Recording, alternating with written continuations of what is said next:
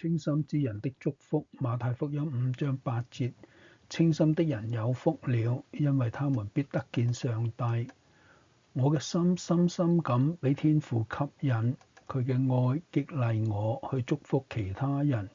佢曾經應許會庇護我、保護我，強力咁支持我，咁樣就令我嘅全人都甘願降服於佢啦。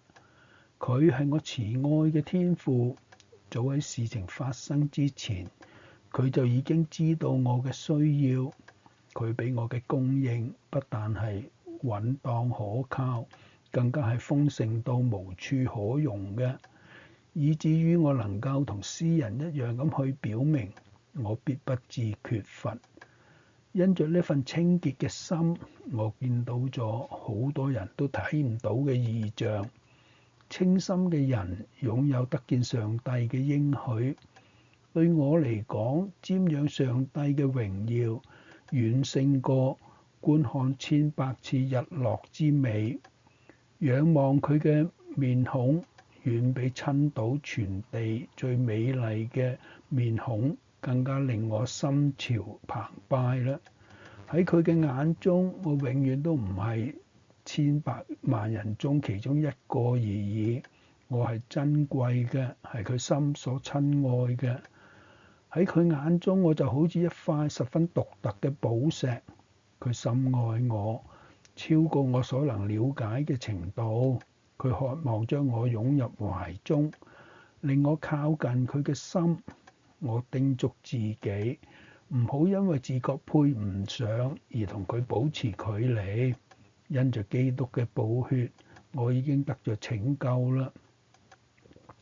我嘅罪並唔係被遮蓋，而係被洗淨；唔係被饒恕，而係被遺忘。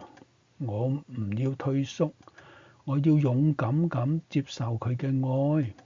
我要好似被父親擁抱嘅浪子，儘管啱啱開始嘅時候，心裏係有啲抗拒，但係好快咁就願意接受父親嘅饒恕，以愛熱切咁去回應返天父。